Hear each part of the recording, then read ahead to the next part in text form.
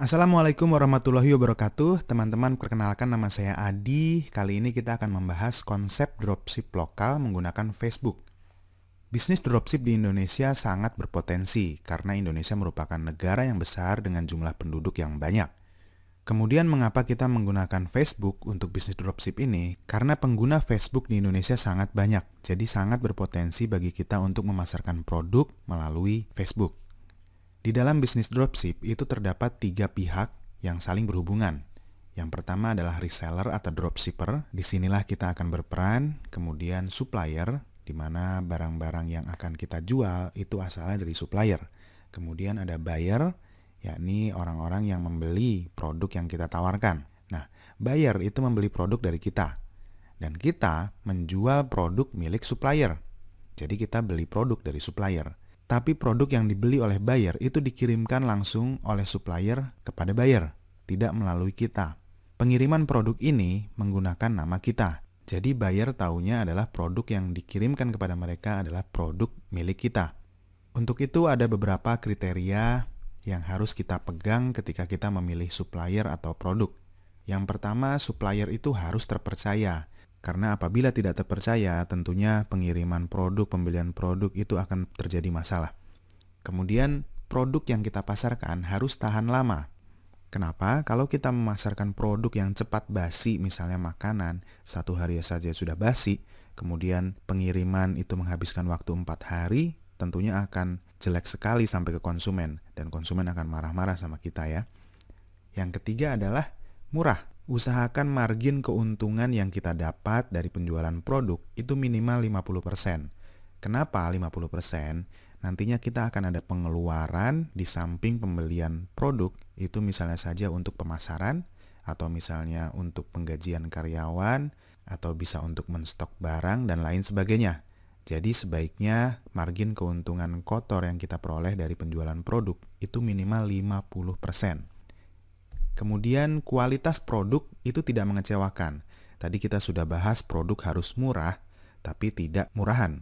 Jadi kualitas produknya harus bagus, supaya konsumen kita nanti puas sehingga bisa membeli lagi dari kita, tidak kecewa. Kemudian supplier yang kita pilih itu harus berkomunikasi dengan cepat dengan kita. Apabila kita butuh sesuatu yang urgent, kita bisa kontak kepada supplier dan supplier merespon dengan cepat. Kalau responnya lambat ketika ada masalah A, B, C, D, E, supplier tidak segera menyelesaikan masalah tersebut, nama kita yang jelek di depan konsumen.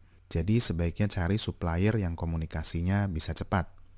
Kemudian sebaiknya ada alat bantu pemesaran. Maksudnya apa? Misalnya saja kita akan promosi produk fashion. Tentunya kita butuh foto-foto fashion tersebut untuk kita perlihatkan kepada calon konsumen kita. Nah, alat bantu pemasaran tersebut dalam hal ini merupakan foto-foto produk. Nah, kalau supplier menyediakan foto-foto produk, kita tidak perlu capek-capek lagi bikin foto. Jadi sudah tinggal pakai yang sudah disediakan oleh supplier. Ini akan menghemat waktu kita ketika kita melakukan promosi. Kriteria selanjutnya itu adalah fleksibilitas yang tinggi. Ini maksudnya misalnya kita membeli dari supplier, kita boleh ngutang dulu misalnya. Jadi kita menunggu pembayaran dari konsumen baru kita bayar ke supplier. Atau misalnya supplier kita minta untuk menstokkan barang kita di tempatnya yang kemudian hari akan dikirimkan ke tempat buyer. Semakin fleksibel syarat-syarat dari supplier itu semakin enak kita berbisnis dropship. Dan yang terakhir yang paling penting adalah produk yang kita jual itu dapat dipasarkan melalui Facebook. Produk yang bisa dipasarkan melalui Facebook diantaranya adalah fashion, makanan, aksesoris, dan lain sebagainya. Teman-teman bisa menganalisa sendiri produk apa yang tidak bisa dijual di Facebook. Misalnya saja batu bata, paku payung misalnya itu tidak bisa dipasarkan melalui Facebook. Kenapa? Karena orang-orang membeli paku payung tentunya dari toko besi sebelah ya, nggak perlu dari online gitu. Kemudian untuk pemasaran produk, itu ada teknik yang disebut dengan funneling. Teknik funneling ini terkenal di dunia marketing. Kalau teman-teman pernah berkecimpung di dunia marketing offline, itu terdapat teknik funneling. Maksudnya seperti apa? Funneling itu seperti segitiga terbalik, di mana yang paling atas itu traffic, kemudian di bawahnya ada konsumen, kemudian di bawahnya lagi ada pelanggan.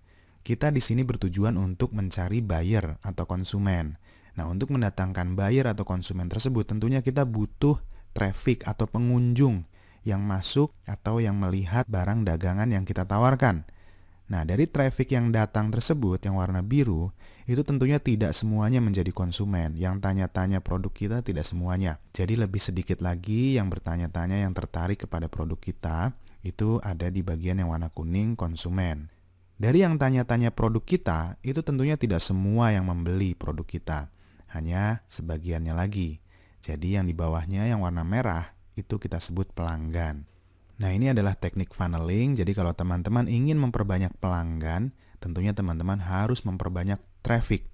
Itu akan berbanding lurus. Nah, teknik ini ketika diimplementasikan ke dalam bisnis online, itu traffic bisa kita cari dari SEO, blogging, iklan, atau spamming. Spamming group atau spamming forum. Kemudian konsumen itu subscriber. Kalau misalnya kita menggunakan autoresponder, subscriber itu berupa alamat email yang dimasukkan oleh konsumen kita di website kita. Kalau kita menggunakan fanspage dari Facebook, subscriber bisa berupa likes di fanspage kita. Kemudian kontak personal itu orang-orang yang memberikan kontaknya kepada kita untuk bisa kita hubungi kapan saja, di mana saja. Contohnya mereka memberikan nomor telepon atau memberikan PIN BB, meng-add friend menggunakan BB. Untuk bisnis dropshipping yang saya jalankan, saya lebih suka menggunakan iklan untuk mendatangkan traffic kepada barang dagangan yang sedang saya tawarkan. Iklan yang saya gunakan saat ini yang bagus itu adalah Facebook Ads. Jadi saya menggunakan Facebook Ads untuk mendatangkan traffic ke barang dagangan yang saya tawarkan. Bagaimana langkah-langkahnya ketika kita menggunakan Facebook Ads untuk mendatangkan traffic? Yang pertama, kita harus membuat dulu fanspage dan beberapa postingan produk di dalam fanspage yang kita punya. Karena nantinya fanspage inilah yang akan kita iklankan menggunakan Facebook Ads. Kemudian kita iklankan di Facebook Ads untuk post engagement, bukan page likes. Kalau teman-teman ingin menambahkan audience untuk fanspage teman-teman, itu pilih page likes. Tapi kalau untuk jualan, itu langsung saja pilih post engagement. Kemudian dalam setiap postingan, masukkan kontak. Kontak ini bisa nomor handphone atau PIN BB untuk BBM, atau bisa juga WhatsApp, tergantung dari kontak personal yang teman-teman suka. Kalau saya lebih suka BBM, karena BBM banyak kelebihannya dibanding yang lain. Misalnya saja kita bisa broadcast menggunakan BBM, atau kita bisa update status menggunakan BBM, update display picture menggunakan BBM, dan akan menarik perhatian dari friends dalam BBM kita. Kemudian teman-teman perlu mengetahui hal-hal mengenai Facebook Ads. Yang pertama, dapat memberikan traffic yang sangat tertarget sesuai dengan produk yang kita jual. Yang kedua, pembayarannya menggunakan PayPal atau kartu kredit. Bagi teman-teman yang belum memiliki PayPal atau kartu kredit, sebaiknya membuat salah satunya.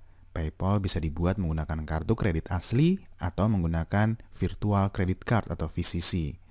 Harga iklan dapat bervariasi tergantung optimasi dari iklan yang kita pasang. Jadi teman-teman harus berlatih memasang iklan sehingga budget iklannya bisa ditekan seminimal mungkin. Baik, mungkin cukup sekian pembahasan konsep dropship lokal menggunakan Facebook. Sukses untuk kita semua. Wassalamualaikum warahmatullahi wabarakatuh.